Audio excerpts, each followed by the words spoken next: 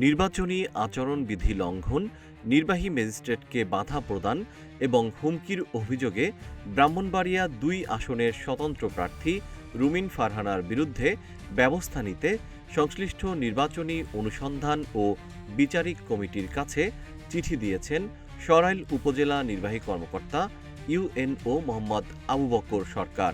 ১৭ জানুয়ারি কসবার senior civil জাজ আদালতের নির্বাচনী বিচারিক কমিটির প্রধান আশরাফুল ইসলাম বরাবর এ চিঠি পাঠানো হয়।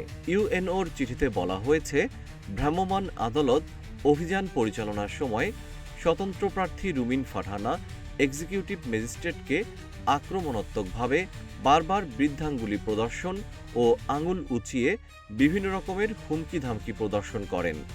এছাড়া মব সৃষ্টি করে বিচারক কাজে বাধা এবং কর্তব্যরত এক্সিকিউটিভ ম্যাজিস্ট্রেটকে হুমকি প্রদান করা হয়েছে উল্লেখ করে ইউএনও তার চিঠিতে লিখেছেন, এটি নির্বাচনী আচরণবিধির সুস্পষ্ট লঙ্ঘন।